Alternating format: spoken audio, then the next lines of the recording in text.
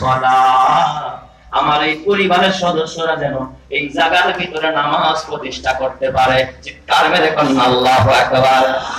নাকি জায়গা দখল করতে পারে? কথা কয় না? এখন তো দখলবাজি চলতেছে, কে কার ক্ষমতা দখল করবে, কে কার গদি দখল করবে, কে কার সম্পদ দখল করবে। কথা ঠিক না ঠিক করে?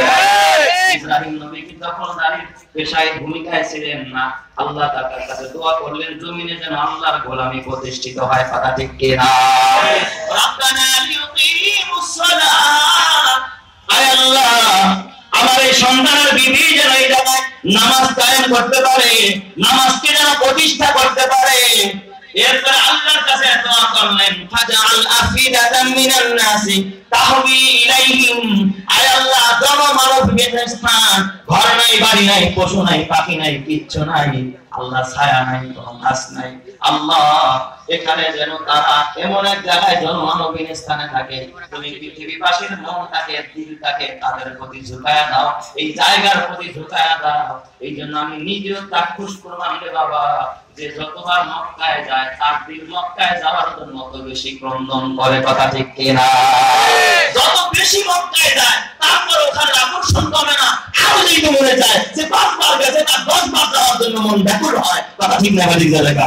কানায়ে কাবা কা মঞ্জর আয় খোদা দেখা মুঝে, কানায়ে কাবা কা মঞ্জর আয় খোদা দেখা মুঝে, मक्का व शहर मदीना देखने को दे मुझे, वो मकामात मुबारक की जियारत हो नसीब, जिसमें रहमत बेशुमार देखने को दे मुझे, आए खुदा सईरा में कर दे आबे ज़मज़म से मुझे, इस्तिला में हजर अस्वद से मुशर्रफ कर मुझे, गुंबुदे खदरा दिखा दो रौज़ाए अतहर मुझे, दुर्मियाने कब्र मिंबर गिरगिराने दे मुझे, ला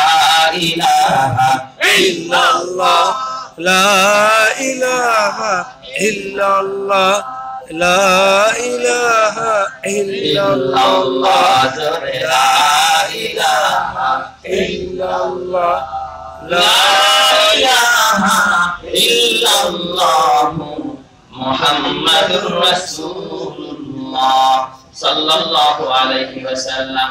ইব্রাহিম পয়গম্বর ডাকি আমার আল্লাহ ফাজাল আফিদাতাম মিনান নাসি তাহবি ইলাইহিম ওয়ারযুক আহলাহু মিনাস সামারাত, আল্লাহ মানুষের দিল এই জায়গার প্রতি ঝুঁকায়া দাও এবং পাশাপাশি আল্লাহ তাদের জন্য ফলমূল দিয়া রিজিকের ব্যবস্থা করে দাও। জোরে জোরে কোন আল্লাহু আকবার। তাহলে বলেন তো ওই জায়গার বরকতের জন্য ইব্রাহিম খলিলুল্লাহ দোয়া করলেন, আল্লাহ তাআলা কিয়ামত পর্যন্ত এই জায়গার মধ্যে এত বরকত দিয়েছেন, এত বরকত দিয়েছেন, তামাম পৃথিবীবাসী ওই জায়গায় যাওয়ার জন্য রাতের বেলায় উঠে উঠে ক্রন্দন করে। কথা ঠিক কিনা? এটা বড় বরকতের জায়গা, যে গেছে সে বুঝছে এখানে আল্লাহ তাআলা কি পরিমাণ রহমত বর্ষণ করছে। সুবহানাল্লাহ। এই 4টি কসম আল্লাহ করেছে।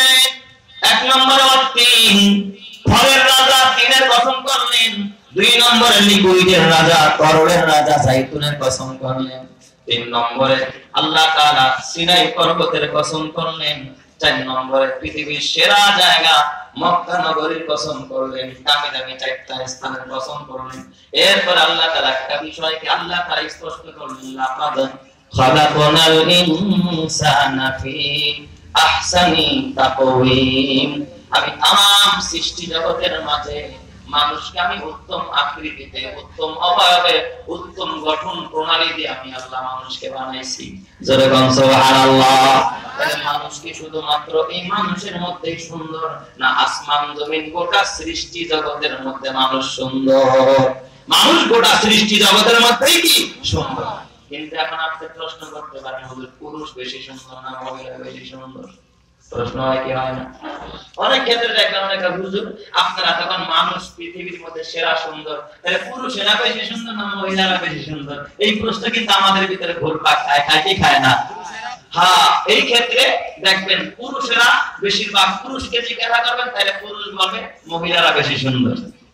পুরুষদের জবানে উত্তর পাবেন। আর যদি নারীদেরকে জিজ্ঞাসা করবেন, নারীরা বলবে পুরুষরা বেশি সুন্দর। সুবহানাল্লাহ, জোরে বলুন সুবহান। কারণ কি, এক জেন্টসকে আরেক জেন্টসের প্রতি আল্লাহ তাআলা আকর্ষিত করেছে। আকর্ষণ আছে না?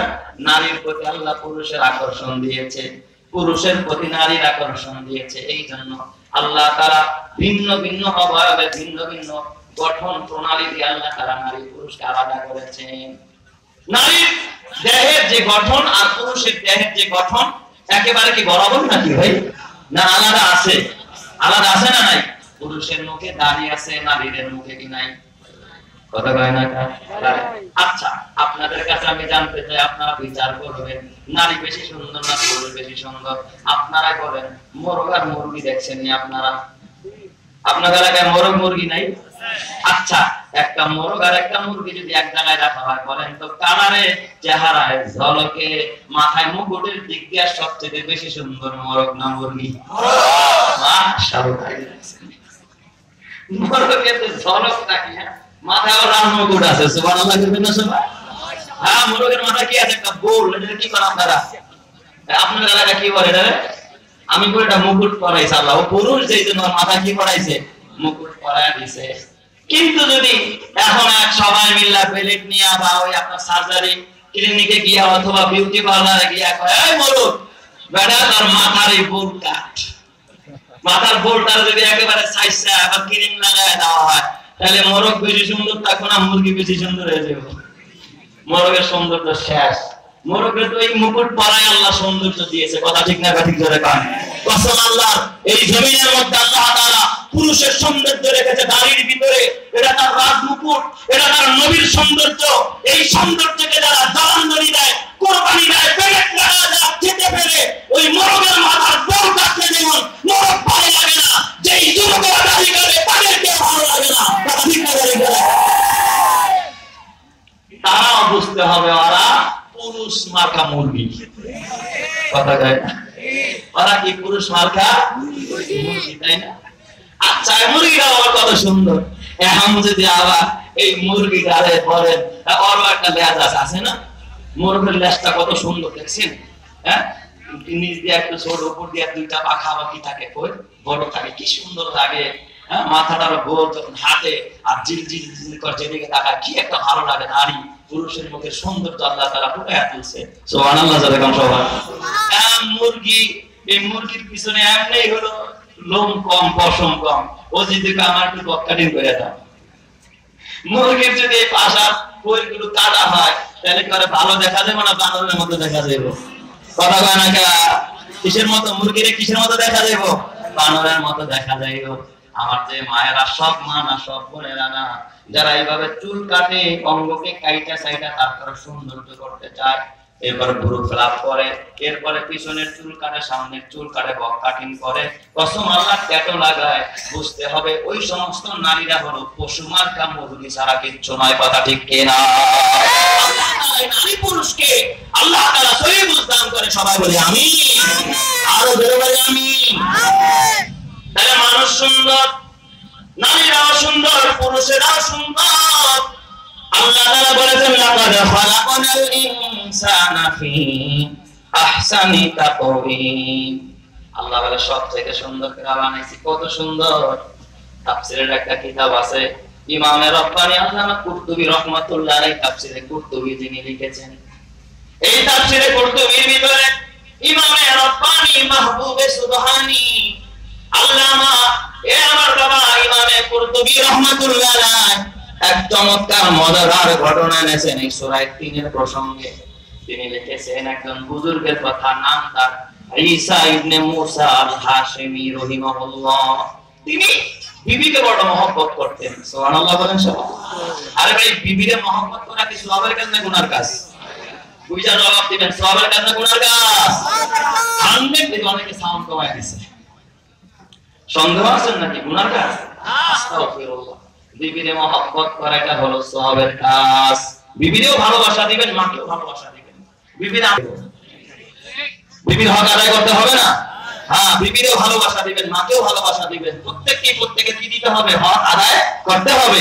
বিবিরে মহব্বত করবেন, ভালোবাসা দিবেন। সে আপনার ঘরের কাজের মেয়ে নয়, তাকে ভালোবাসা দিবেন, ভালোবাসা দিয়ে মন জয় করে ঘরটাকে আপনি জান্নাতের ঘর বানাবেন। কথা ঠিক না ঠিক করে?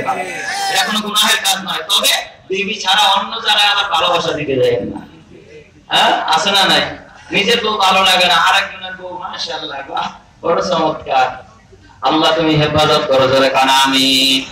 হ্যাঁ, বিবিরে মহব্বত করবেন, ভালোবাসা দিবেন। মাঝে মাঝে ঘরে গিয়ে বিবিরে বলবেন, বিবি তুমি যে ড্রেসটা পরেছো মাশাআল্লাহ খুব ভালো মানাইছে তোমাকে।